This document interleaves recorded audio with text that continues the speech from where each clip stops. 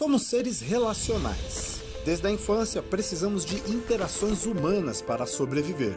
Gostando ou não, o contato com o outro é necessário para o nosso dia a dia, para a nossa vida social, amorosa, profissional e até espiritual. No entanto, o que se vê hoje são pessoas que cada vez menos sabem se relacionar. Uma sociedade avessa ao convívio. Mas quando olhamos para Jesus, entendemos que existe um modelo a ser seguido, um padrão que devemos imitar e que nos mostra que relacionamentos saudáveis são aqueles baseados em Cristo. Descubra esse padrão no livro Os Relacionamentos de Jesus, do pastor Ramon Vilar. Adquira o seu ainda hoje em nossa livraria. Família, um dos capítulos desse meu livro diz respeito ao relacionamento de Jesus e Deus Pai. E o porquê que eu escrevi isso? Porque, como pastor, nós recebemos muitas pessoas nas nossas salas, para conversar, e muitas vezes como as pessoas têm dificuldade de enxergar Deus como um bom pai. Eu não sei se alguém aqui tem essa dificuldade. Talvez você tenha essa dificuldade por conta da sua história, por conta de não ter tido um pai presente, um pai amoroso, um pai que não demonstrasse o que de fato é ser um pai cuidadoso com as marcas de Jesus, não é verdade? Mas, sabendo disso, nós precisamos compreender que não existe na Bíblia a separação entre Deus ser uma pessoa má, um Deus mau, como alguns tentam colocar nos dias de hoje, como se Deus do Velho Testamento é um Deus bravo, é um Deus nervoso, é um Deus que não ama, e Jesus, o Deus do Novo Testamento, é aquele Jesus bonzinho, paz e amor, tá suave. Não existe isso. Eles são as mesmas pessoas. O Deus que nós servimos, aquilo que nós acreditamos, nós somos de uma religião monoteísta. Embora são três deuses, eles subsistem em forma de um só. E isso nós precisamos entender. Não tem como você falar, eu vejo a bondade de Jesus, mas não consigo enxergar a bondade de Deus o Pai. E foi por essa perspectiva que eu quis me aprofundar e quis falar a respeito dos relacionamentos e de como teria que ser um relacionamento saudável entre o homem e Deus. Só que para isso eu tinha que pegar algum exemplo, e o exemplo mais poderoso, mais rico, melhor de todos é o exemplo de como Jesus se relacionou com Deus Pai. Mas para isso, para que nós entremos, nós precisamos entender a lacuna que foi gerada na humanidade a respeito dos relacionamentos e das emoções que nós carregamos dentro de nós. A humanidade busca a felicidade e a realização pessoal, e ela está no topo da lista de objetivo de qualquer pessoa.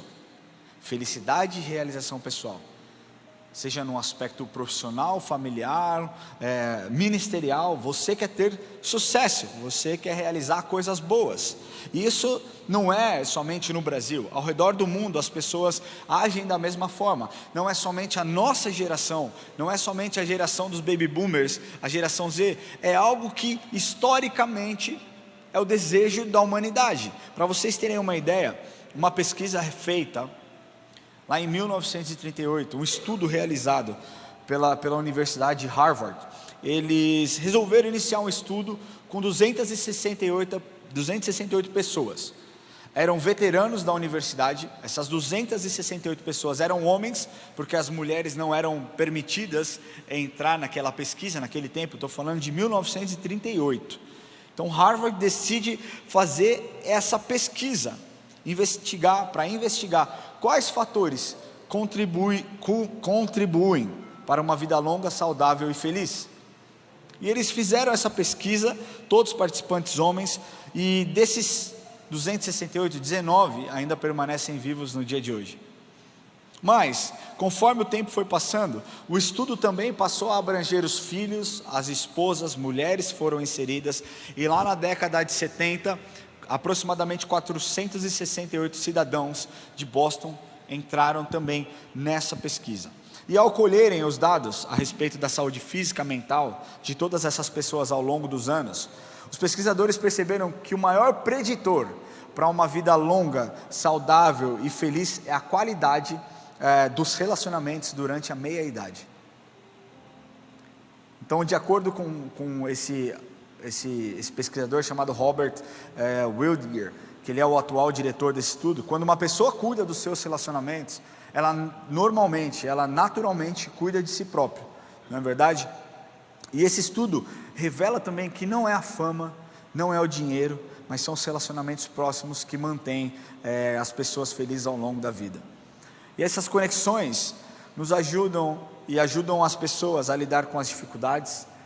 Segundo esse estudo, elas retardam o envelhecimento, o declínio físico e mental, e é um preditor para uma vida melhor, uma longa vida e feliz, quando comparadas a outros fatores que poderiam gerar felicidade na vida do ser humano, como por exemplo a classe social, a inteligência, o QI, ou até mesmo uma genética saudável. Esses dados foram consistentes em todas as amostras, dos universitários até os cidadãos que foram inseridos após essa pesquisa. Os resultados obtidos foram obtidos através de relatórios médicos, centenas de questionários e entrevistas com esses participantes. E analisando os dados, foi possível perceber que existe uma correlação entre a prosperidade na vida das pessoas e a qualidade nos relacionamentos, sejam eles familiar, profissionais ou então em comunidade. Agora, através desse estudo de Harvard, nós podemos ver a importância dos relacionamentos, porque não sou eu dizendo, são dados talvez da maior universidade que existe, ou que já existiu. Eu não sei hoje em que posição está a Universidade de Harvard, mas o fato é que todos nós conhecemos a proeminência dessa universidade. Agora, como que nós, cristãos, gostamos e valorizamos uma pesquisa e achamos uau, quando a Bíblia já disse isso muito antes desses pesquisadores idealizarem, a Bíblia já nos trouxe que os relacionamentos são fundamentais para o desenvolvimento da humanidade, porque antes de qualquer coisa nós precisamos entender o Deus a quem nós servimos. Ele é o Deus Criador. O Deus a quem nós servimos é um Deus que criou não só o mundo, mas criou as pessoas, os seres humanos, para que eles pudessem se relacionar. E não somente marido e mulher, mas se relacionar com outras pessoas também. Agora, como consequência da desobediência do homem, quando o pecado entra no mundo, muitos relacionamentos são quebrados. O relacionamento entre Deus e a criação, entre Deus e a criatura, entre a criatura e a criação, entre o marido e a mulher, sabe? Muitos relacionamentos são quebrados naquele lugar, o relacionamento de Deus, da família. E quando Cristo veio ao mundo, Ele veio com o propósito de resgatar as pessoas do império das trevas, mas também para restabelecer aquilo que havia sido quebrado lá no Éden. Jesus sempre foi o nosso maior exemplo, sempre será o nosso maior exemplo.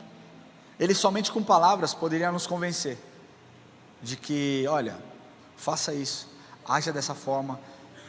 Jesus é maravilhoso, Ele pode fazer absolutamente todas as coisas, mas Ele, quando veio ao mundo, Ele veio como homem, e por vir como homem, embora Ele continuasse 100% Deus, Ele decidiu não só mostrar com palavras, mas com ações práticas, como as pessoas deveriam se relacionar. E Jesus se relacionou com todos os tipos de gente, com todos os tipos de gente.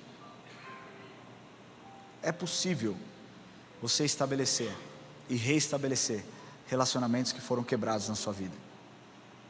Eu não sei qual é a sua história, eu não sei quais marcas você carrega, mas eu creio que decretos podem ser quebrados hoje em nome de Jesus. Eu creio que Deus pode restabelecer relacionamentos hoje, e Ele será glorificado através dessa história. Nós temos a chave do sucesso para todos os relacionamentos que nós temos. Nós precisamos somente obedecer. Se nós vencermos a nossa carne, o nosso ímpeto, e seguirmos aquilo que a palavra nos ensina, nós seremos como Cristo foi nesses relacionamentos. Esse talvez está lá no meu primeiro capítulo do livro, que é o relacionamento mais importante de fato que nós temos que ter, é o nosso relacionamento com Deus Pai.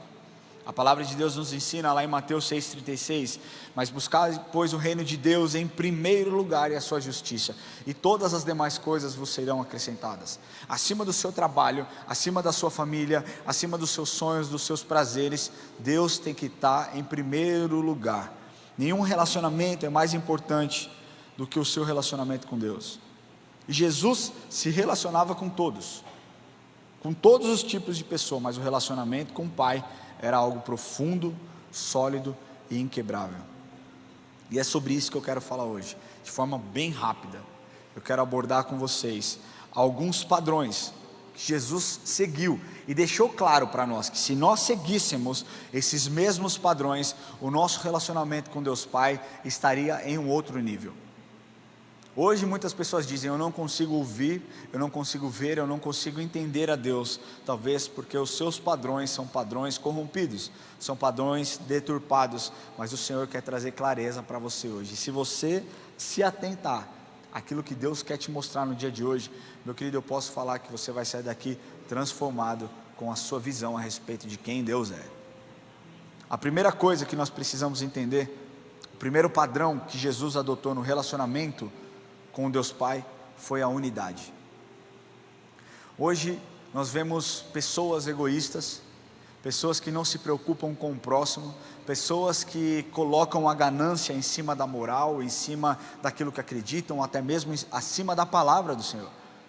Não é mais necessário que eu entenda ou que eu tente compreender o que o meu irmão está sentindo, é necessário que eu vença na vida, porque o mundo valoriza aqueles vencedores. Sucesso não é mais medido pelo tamanho do seu caráter, mas pelo número de seguidores que você tem, pelo valor da sua conta. Tem um monte de gente enriquecendo de maneira ilícita e se achando o máximo. Tem um monte de influenciador só porque tem milhões de pessoas se achando: uau, como eu sou bom. Nós somos seres sociais, relacionais. Nós não coexistimos na individualidade. A palavra nos ensina: ó, como um bom e quão suave que os irmãos vivam em união. A unidade funcionou na criação do mundo. Deus não falou, Deus Pai não falou sozinho: eu vou fazer o homem à minha imagem e à minha semelhança. Eu creio que eles estavam ali conversando. Isso aqui eu estou talvez romantizando, mas eu vejo às vezes dessa forma: Deus Pai, Deus Filho, Deus Espírito conversando, e eles dizendo: façamos o homem à nossa imagem e à semelhança. Não foi uma pessoa que decidiu, eles decidiram. Você vê como a unidade, ela é poderosa e ela gera algo sensacional. Uma igreja em unidade faz algo extraordinário. Fique em pé um pouquinho. Marquinhos, dá o tom para mim aqui, ó. Aliás, eu não vou pedir o tom que eu não sei. Eu acho muito legal quando fala: me dá um ré maior. Olha que eu acertei, eu acho. Deixa eu ver. Segura, acertei. Mas eu vou falar isso depois. Olha o poder da unidade. Qual a música que você mais gosta do louvor? Pensa, rapidinho. Quem pensou já? Quem não pensou? Quem não conhece Jesus? Pensa numa música do louvor. Pensou? Amém? Todo mundo pensou? Quando eu falar já, você vai cantar essa música. Amém? Sim ou não? Gente, o culto das 9 estava mais animado. Sério. Vocês podem participar comigo aqui? Você pode cantar essa música? Quando eu falar já, canta a música que você pensou. 1, 2, 3, Marquinhos, inclusive você. Pensa uma música aí, toca a música que você pensou. 1, 2, 3 e já!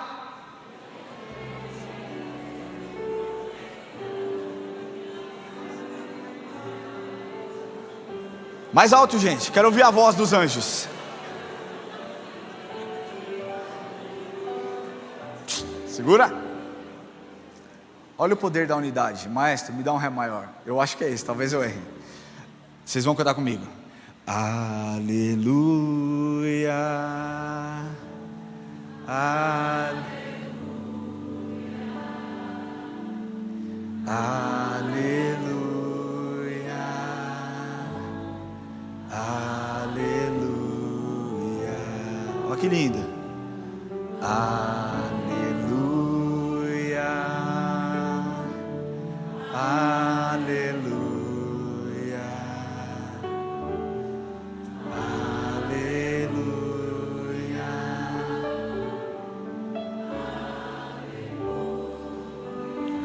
Vocês viram como a unidade muda a atmosfera, muda o ambiente, traz um só som, um só volume, uma só forma de cantar.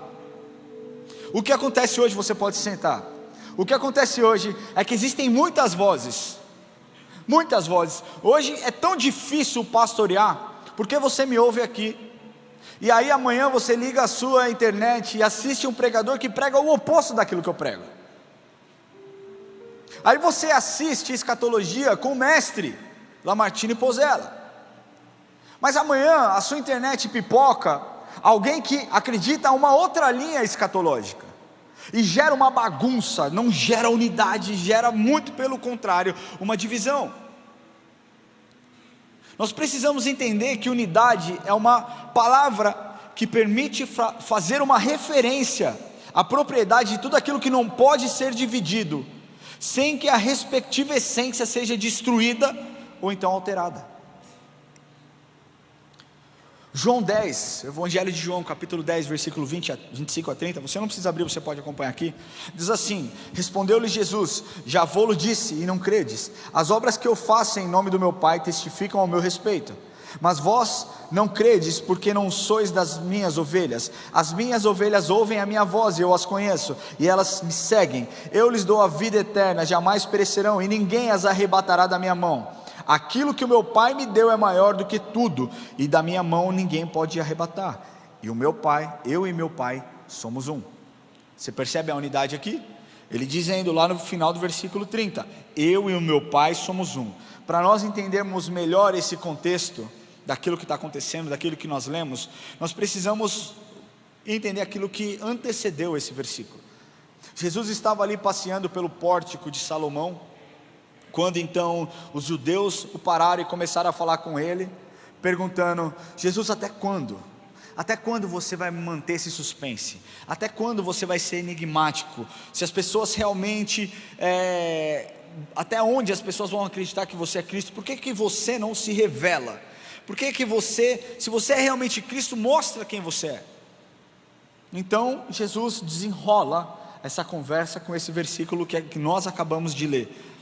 E basicamente, o significado dessa expressão, nós somos um, eu e o Pai somos um, aponta para uma igualdade que há entre Jesus e o Pai, tanto em unidade de propósito quanto na sua essência.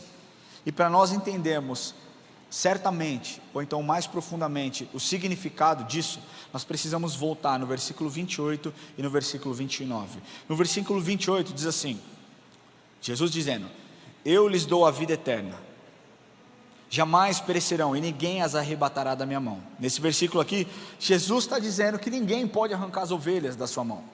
Aí quando nós vamos para o versículo 29, Jesus continua dizendo: aquilo que o meu Pai me deu é maior do que tudo, e da mão do Pai ninguém pode arrebatar. Então, se no versículo 28 nós vemos Jesus falando a respeito do cuidado com as ovelhas, no versículo 29 nós vemos também Jesus dizendo que ninguém pode arrancar as ovelhas da mão do Pai.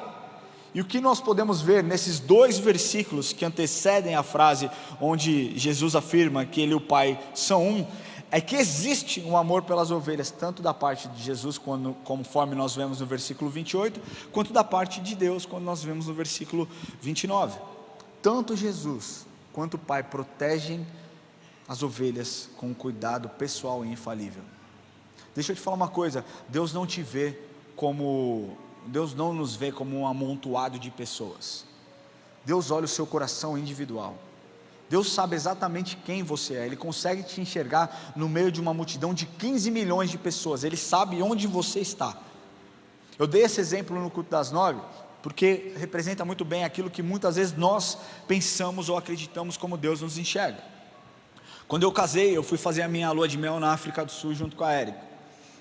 E eu não falava inglês, e eu estava lá no safari, no meio do safari, e achando animal, vendo a força da natureza, os animais gigantescos, e de repente apareceu um elefante, e ele falou blá blá blá blá, alguma coisa que eu não entendi em inglês, e todo mundo ficou parado, e o elefante passando do meu lado, e a orelha, e eu falei: nossa, eu amo animal. Eu falei: vou passar a mão na orelha do elefante. O que tem? Ele nem vai sentir. Quando eu esbocei, a Érica já me deu um apertão. Eu falei, o que foi? Ela falou, não pode. Eu falei, por que não? Ela falou, porque um elefante pode atacar o carro. Eu falei, mas por minha causa ele vai atacar o carro? Ela falou, E aí, depois, explicou que o elefante vê um jipe como um grande animal.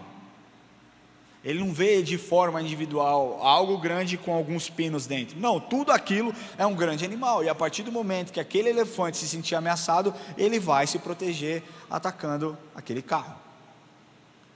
Deus não nos olha dessa forma, como grandes aglomerados de pessoas. Deus nos olha de forma individual. E quando nós falamos sobre a unidade de Cristo e o Pai, nós precisamos falar da unidade do amor e do propósito e da essência dele. Quando falamos de essência, fica claro que a essência de Cristo é o amor. Quando nós lemos 1 João, por vezes nós ouvimos lá, porque isso, porque Deus é amor. Aconteceu isso, porque Deus é amor. A essência de Jesus, a essência do Deus Pai é o amor. Mas quando nós falamos de propósito, fica claro que o amor, que o cuidado incondicional é com as ovelhas. Quando Jesus veio ao mundo debaixo de um envio do seu Pai, do Pai Celestial, havia um propósito muito claro e muito bem entendido pelo Deus Filho. E esse plano se chamou a redenção do homem. E foi isso que aconteceu. Deus envia Jesus, conforme nós lemos lá no Evangelho de João, capítulo 3, versículo 16, que diz, porque Deus amou o mundo de tal maneira, que deu seu Filho unigênito para todo aquele que nele crê, não pereça, mas tenha a vida eterna, porquanto Deus enviou o seu Filho ao mundo, não para julgar ao mundo, mas para que o mundo fosse salvo por ele. Nós vemos aqui o propósito, que o propósito da unidade sempre foi resgatar o homem da morte e do inferno. Por isso que o Espírito Santo habita dentro de você e te direciona. Não pise aqui, não faça isso, não faça esse conchavo, não se relacione com essa pessoa, não se entregue a qualquer um. Ele te incomoda por quê? Porque o salário do seu pecado é a morte, a separação da presença dele. Agora talvez você diga, beleza, eu entendi, o relacionamento de Deus Pai com Deus Filho, eles eram uma só pessoa, mas e nós? Como seria esse padrão de unidade com Deus da nossa parte? No capítulo 17 do Evangelho de João, versículos 20 a 23, diz assim, não rogo somente por estes, mas também por aqueles que vierem a crer em mim, por intermédio da sua palavra, a fim de que todos sejam um, e como és tu, ó Pai, em mim e eu em ti, também sejam eles em nós, para que o mundo creia que tu me enviastes. Eu lhes tenho transmitido a glória que me tens dado, para que sejam um, como nós somos um, eu neles e tu em mim, a fim de que sejam aperfeiçoados na unidade, para que o mundo conheça que tu me enviastes e os amastes, como também amastes a mim. Jesus deseja que nós tenhamos essa unidade, para que nós possamos continuar o nosso propósito, e o propósito do Deus Pai para a humanidade. Nosso papel é sermos propagadores do Evangelho verdadeiro. Dentre tantas vozes ruins que nós temos ouvido, se você é uma pessoa, um cristão saudável, que conhece a verdade, é o seu papel propagar as boas novas. Mas você consegue fazer isso quando existe a unidade com aquilo que Deus espera de você. Sabe, nós somos propagadores de muitas coisas, até mesmo evangelistas. Nós queremos que aquele amigo que tem um Samsung se converta e compre um iPhone. Nós queremos que o nosso amigo palmeirense se converta e se torne um corintiano se torne palmeirense. Nós queremos convencer as pessoas que o nosso ponto de vista é melhor. Mas quando se trata do Evangelho, as pessoas se calam, as pessoas se diminuem. Talvez porque o Espírito Santo não esteja agindo em unidade com a sua carne. Isso nunca vai funcionar. Ou ele fala ou a sua carne fala. Por isso, meu irmão,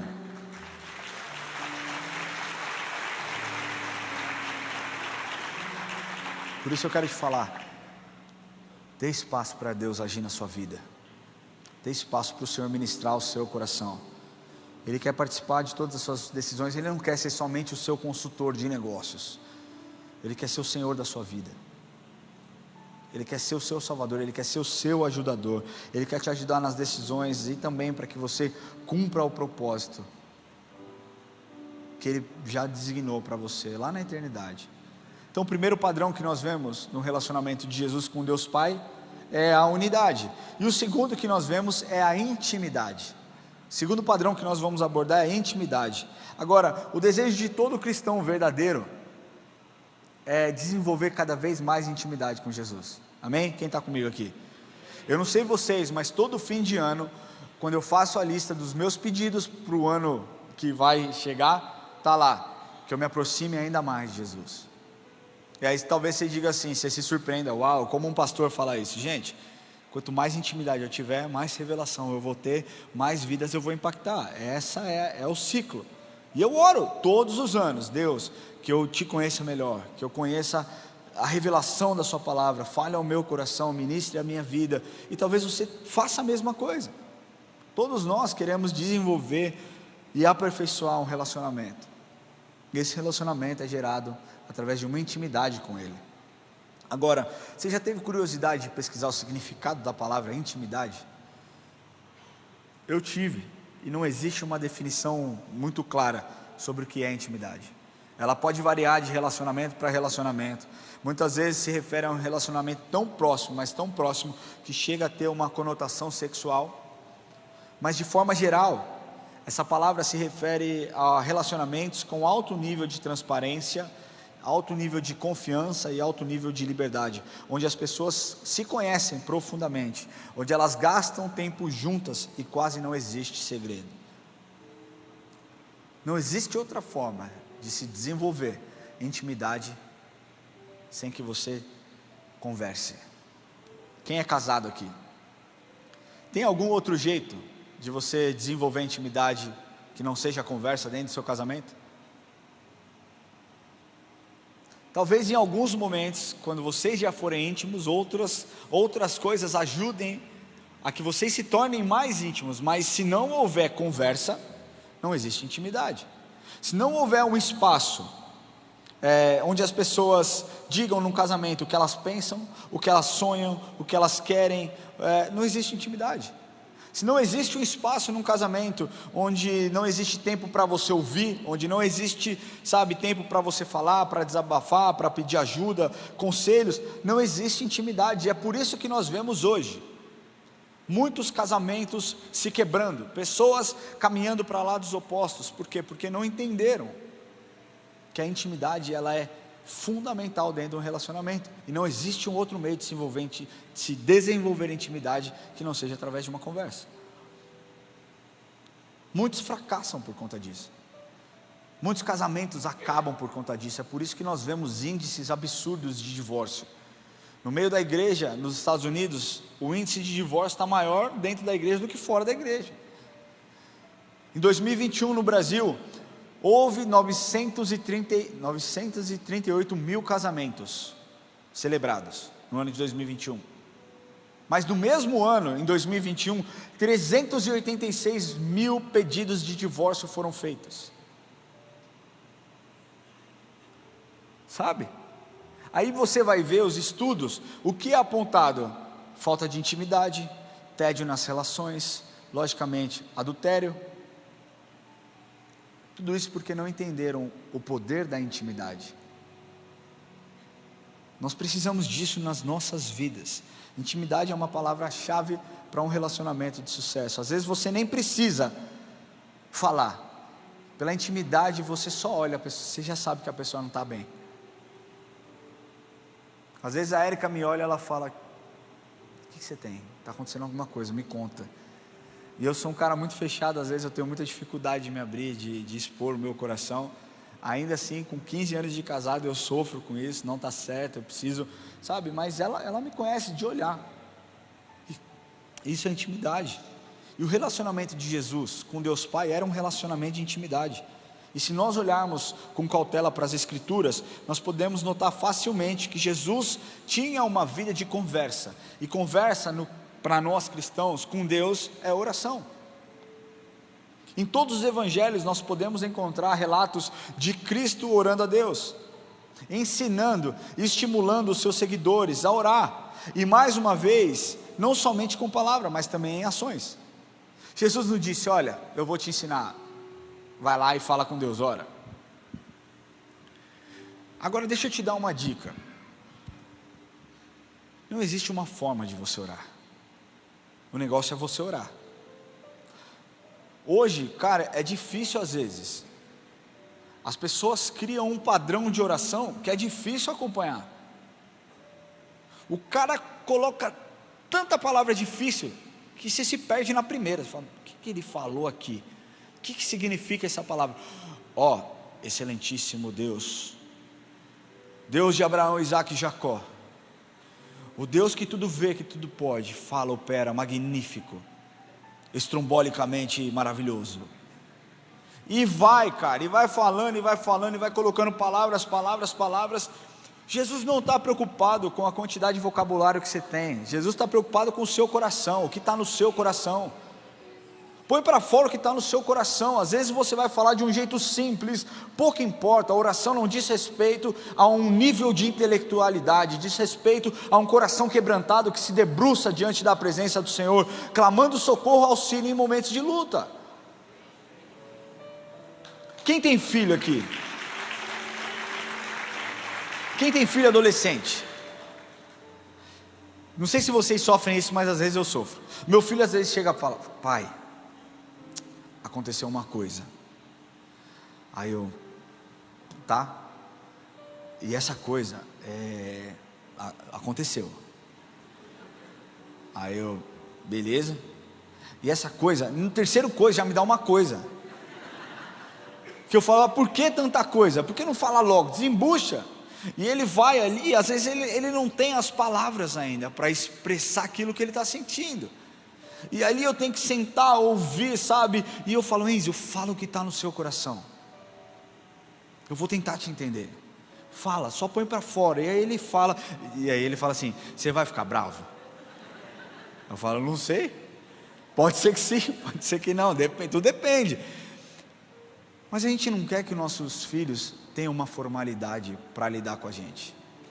A gente quer que os nossos filhos abram os corações e falem exatamente aquilo que eles estão sentindo, porque uma vez que o coração é revelado, a gente pode ajudar, a gente pode intervir, a gente pode proteger, a gente pode orar, sabe, a gente pode exortar. É isso que Deus quer que você faça, porque foi isso que Jesus fez quando ele se relacionou com Deus. Por vezes, depois de falar para uma multidão, Jesus se despedia e ia orar, se retirava e orar e ter um tempo a sós com Deus. Mateus capítulo 14 versículo 23 diz, e despedidas as multidões, subiu ao monte a fim de orar sozinho, e caindo a tarde, lá estava ele, só. Algumas vezes, depois de realizar algumas curas milagrosas, e vendo que a mensagem dessas curas estavam sendo propagadas, e que as pessoas chegavam perto dele para receber oração por cura, Jesus se retirava e ia orar a Deus. Mais uma vez nós vemos lá em Lucas capítulo 5 versículo 16, que diz, porém, o que se dizia a seu respeito cada vez mais se divulgava, e grande multidão afluía para ouvirem e serem curadas das suas enfermidades. Ele, porém, se retirava para lugares solitários e orava. É importante você orar na sua casa, é importante você orar no seu carro, é importante você desenvolver uma vida de oração. Família, não adianta nós sermos crentes dominicais, isso não gera intimidade. Falar com a sua esposa uma vez por semana gera intimidade?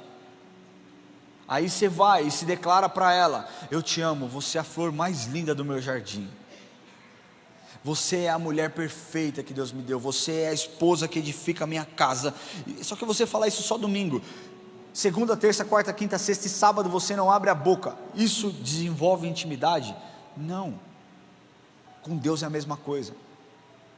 Para você desenvolver intimidade é relacionamento diário, é conversa, é rasgar o seu coração. Jesus, sabendo disso, e o desejo de manter a intimidade com Deus Pai era tão grande, que ele não orava somente à noite, ele orava durante as madrugadas também. Marcos capítulo 1 versículo 35 diz, tendo se levantado alta madrugada, saiu, foi para um lugar deserto e ali orava. Mais uma vez nós vemos, Jesus nutria uma intimidade tão profunda com Deus Pai, que antes de tomar a decisão orava. Você percebe como é o oposto daquilo que as pessoas fazem hoje? Hoje as pessoas tomam decisão e aí vão orar. Deus me abençoe.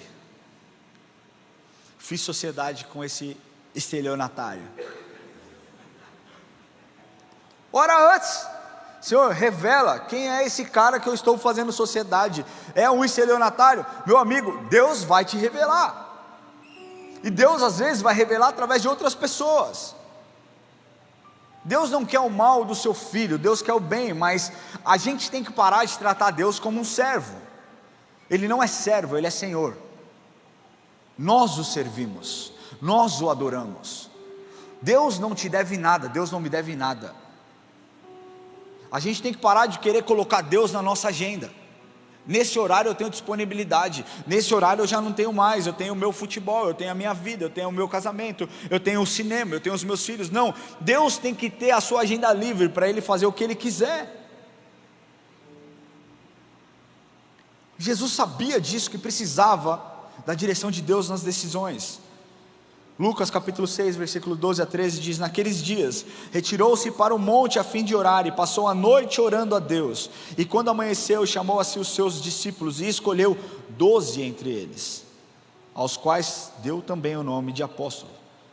Jesus demonstrou a importância da oração, de estabelecer um diálogo com o Pai, e Ele, com todo o seu amor, com todo o seu cuidado, ensinou seus discípulos a orar, a oração que eu faço todas as vezes quando eu encerro o culto, que é a oração do Pai Nosso. Jesus ensinou aos seus discípulos.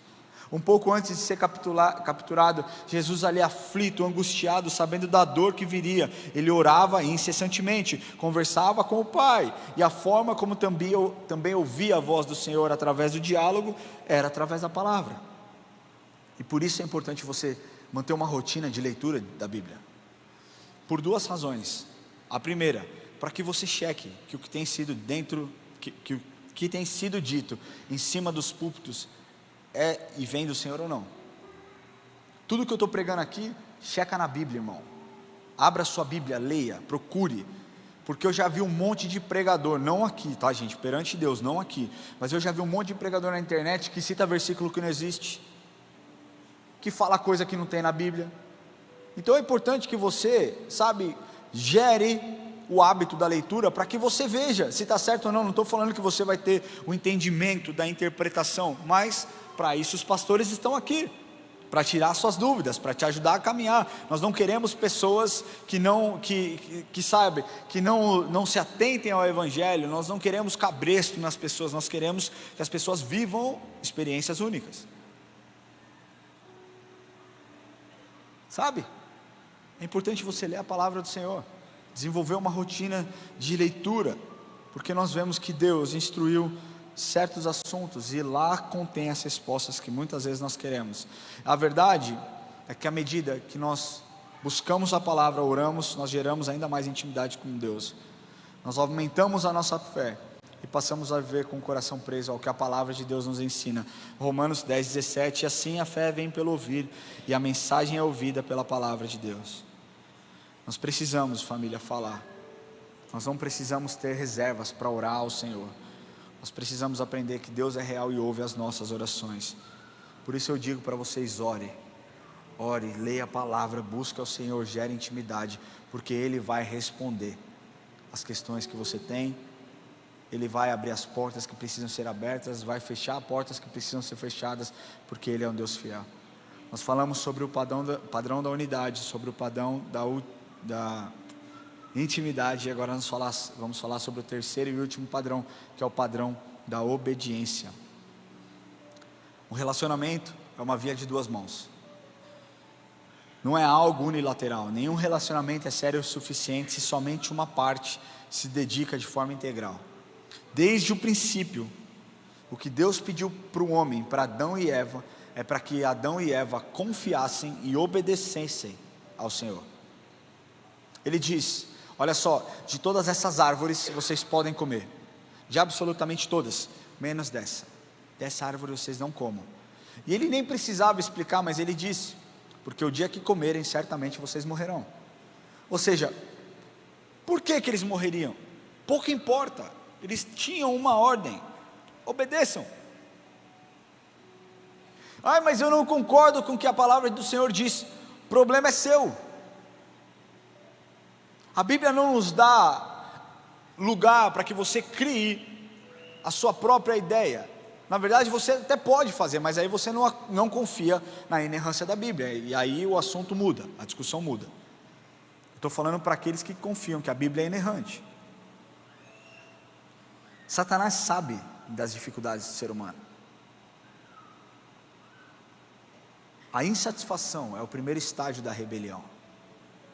Foi a insatisfação que fez com que Satanás, Lúcifer, caísse. Foi a insatisfação que fez com que Adão e Eva pecassem e se rebelassem contra Deus. E era tudo o que Satanás queria. Desobediência, porque ele sabia que a desobediência quebraria aquela relação. E conforme nós dizemos antes, Jesus veio ao mundo para nos resgatar e estabelecer relacionamentos que foram quebrados. Ao longo da história nós vemos homens poderosíssimos: Abraão, Noé, Davi, Moisés. Todos esses homens são lembrados até hoje pelo grande trabalho que eles fizeram para o reino dos céus. Mas todos esses homens também cometeram pecados pesadíssimos, erraram. Mas eu não quero abordar os pecados, eu quero falar com vocês a respeito da obediência de Cristo, porque Jesus obedeceu em todos os aspectos, em todos os seus milagres. Quando Jesus operou cura, ele sempre agiu com amor, seguindo a própria essência de Deus.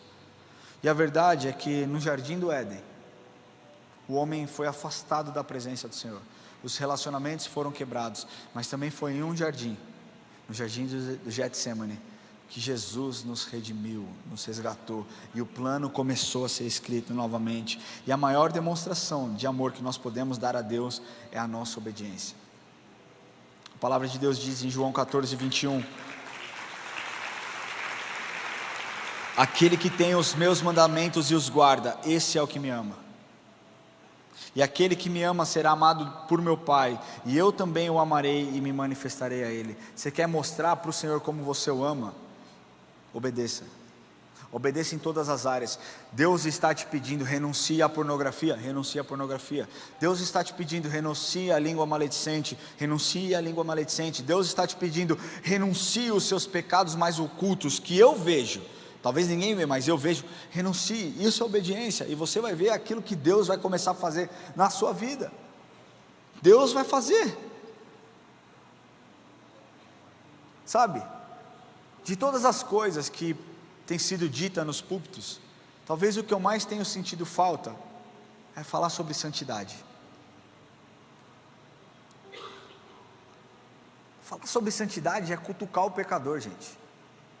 É colocar o dedo na ferida, é falar: você está errado, sua conduta está errada, sua postura está errada, você precisa agir diferente, você precisa tomar melhores decisões. Eu estou falando aqui com pessoas que querem desenvolver relacionamento sério com Jesus, amém? Agora, sem expor o pecado, como que nós crescemos? Está incomodado? Glória a Deus por isso, porque o Evangelho ele tem que gerar confronto, ele tem que incomodar. Chega desse negócio: ai Jesusinho, meu lindinho, se você sentir, se você tocar, meu irmão, cara, eu estou falando com gente madura. Existe um jeito que eu falo com o Enzo e um outro jeito que eu falo com o Gael. Por quê? Porque o Enzo tem 12, o Gael tem 1. A gente precisa entender que obediência não está ligada àquilo que você acredita, está ligada a um princípio que Jesus pediu para que nós obedecêssemos e confiássemos na palavra dele. Agora a gente está lá: não, santidade não pode ser pregada porque não atrai multidão.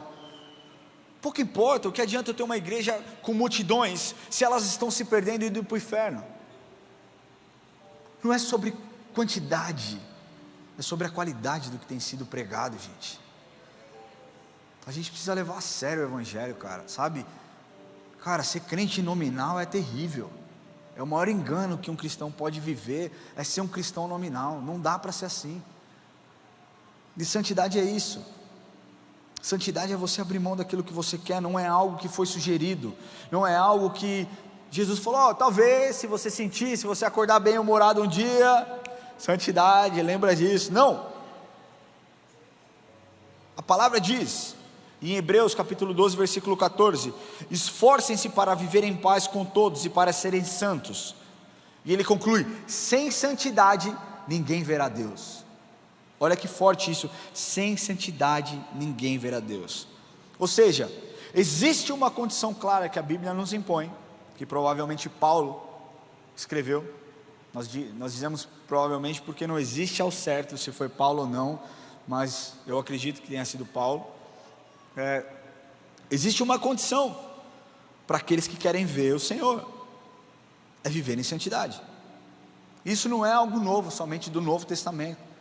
Em Levíticos capítulo 11, versículo 48, fala sobre isso também. Diz: eu sou o Senhor Deus, eu sou o Senhor, e faço subir da terra do Egito para que eu seja vosso Deus. Portanto, vós sereis santos, porque eu sou santo. E no Novo Testamento nós temos mais uma vez a confirmação sobre a importância da santidade, que está lá em 1 Pedro capítulo 1, versículo 14 a 16, que diz assim: como filhos da obediência, não vos amoldeis as paixões que tinhais anteriormente na vossa ignorância. Pelo contrário, segundo é santo aquele que vos chamou, tornai-vos santos também vós mesmos em todo o vosso procedimento, porque está escrito: sede santos, porque eu sou santo. Então, meu amigo, não dá mais para você falar que você não sabia, porque a santificação, ela reflete de forma visível a regeneração. Se você é regenerado, você tem que desejar a santidade. Santificação, consagração, separação daquilo que não vem do Senhor, daquilo que não é saudável, daquilo que não é bom. Talvez o seu relacionamento com Deus Pai não esteja bom exatamente por isso, porque você tem obedecido o Evangelho de forma parcial, e não funciona assim. A Bíblia nos ensina, em Gálatas, que existe uma luta entre a carne e o Espírito, e que o Espírito milita contra a carne, e elas não se dão. Ou você vai ser dominado pelo Espírito, ou você vai ser dominado pela carne. Quer dizer então, Ramon, que o dia que eu decidi ser dominado pelo Espírito, eu nunca mais vou errar? Não, você vai continuar errando, porque nós somos pecadores, mas isso vai te fazer tão mal, que você não vai conseguir viver como se nada tivesse acontecido.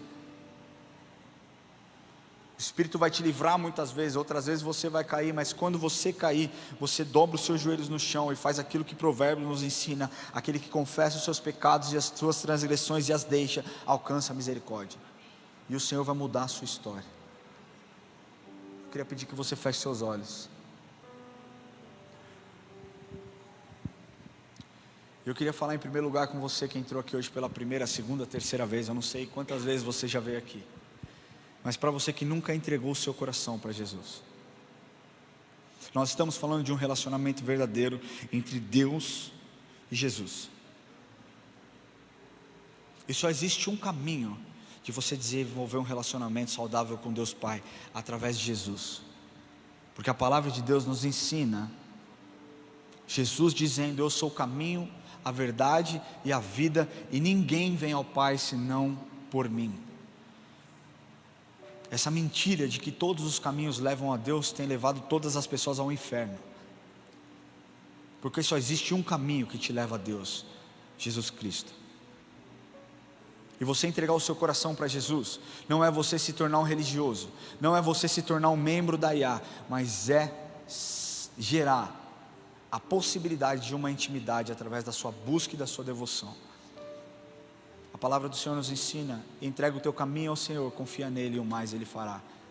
Ele disse: você está em Cristo, você é uma nova criatura, as coisas velhas ficaram para trás e tudo se fez novo. Deus está aqui neste lugar querendo o seu coração, para que a sua história seja mudada, e para que você não morra, mas para que você tenha a vida eterna. Se você deseja entregar o seu coração para Jesus, para que então um relacionamento entre você e o Deus Pai seja gerado, eu quero pedir que você levante a sua mão onde você estiver. Se você deseja entregar o seu coração para Jesus nessa manhã, levante a sua mão e nós vamos orar em nome de Jesus. Essa mensagem é para você que deseja entregar o seu coração. Existe alguém aqui? Glória a Deus pela sua vida. Eles apontaram ali, eu não estou vendo, mas amém. Eu queria pedir que você fique em pé no seu lugar e eu quero orar com você. Glória a Deus pela sua vida. Não, glória a Deus pela sua vida não. Você não quer, então cadê? Já aceitou já. Se você deseja, quem que levantou a mão aí, eu queria pedir que você fique em pé. Glória a Deus pela sua vida, jovem. Existe mais alguém que deseja entregar o coração para Jesus, para que o Senhor comece a escrever uma nova história na sua vida? Eu queria pedir, se possível, que você venha aqui, eu quero orar com você.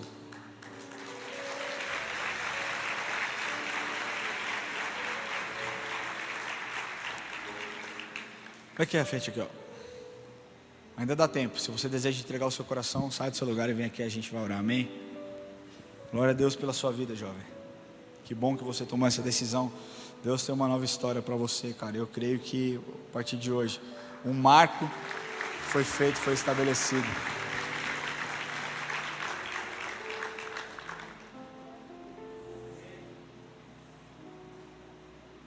Pode vir aqui. Quem é a mãe dele? Está aqui a mãe? Pode vir junto aqui, mãe. A palavra de Deus diz: deixa vir a mim os pequeninos, porque deles é o reino dos céus. Que lindo, glória a Deus.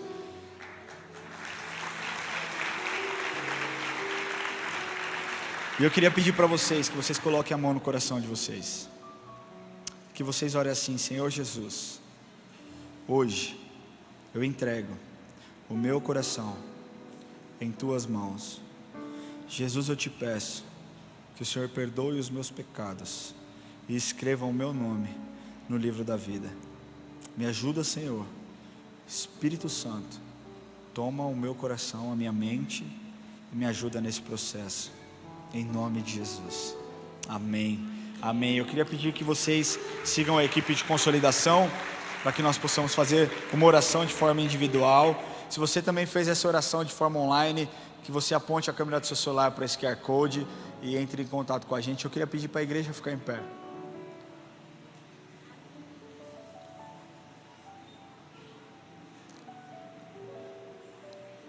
Quantos de vocês desejam se relacionar com Deus Pai de uma outra forma? Então eu quero pedir que você que deseja se relacionar com Deus Pai de uma outra forma, que você saia do seu lugar e venha aqui à frente. Nós vamos adorar e entregar ao Senhor junto às nossas petições. Saia do seu lugar enquanto nós estivermos orando. Venha aqui à frente e nós vamos orar, adorar ao Senhor juntos, amém? Senhor, sonde, Deus, aquilo que está errado, sabe, Deus, aquilo que não te agrada, aquilo que talvez esteja impedindo de nós nos relacionarmos com o Senhor de uma forma íntima e pura, Senhor. Sabe, Deus, talvez nós tenhamos olhares maliciosos que estejam nos desviando do Senhor, atitudes, Deus, corrompidas, Deus, que têm envergonhado ao Senhor, mas nós não queremos mais, nós renunciamos, Deus. Renunciamos, Deus, sabe, tudo aquilo que não vem de Ti, tudo aquilo que não Te agrada, porque nós desejamos hoje estabelecer um outro patamar de um relacionamento contigo, Deus. Obrigado porque o Senhor nos entregou Jesus, nos deu Jesus como o maior exemplo, e através dele nós podemos ver aquilo que nós devemos fazer, agir em unidade, intimidade e obediência. Nós sabemos que tudo isso é uma tríade poderosa para que o Senhor seja exaltado através de nós. Olhe, Senhor, cada coração de cada irmão aqui, Deus, que veio e Deus se colocou aos Teus pés. Que a intimidade aumente, seja gerada pelo Teu Espírito, e que eles, através do Teu Espírito, empoderados pelo Teu Espírito, Deus, possam, Deus, ser propagadores daquilo que o Senhor tem, da verdade que liberta. Nós Te amamos, Jesus, e oramos em Teu nome, amém e amém. Glória a Deus.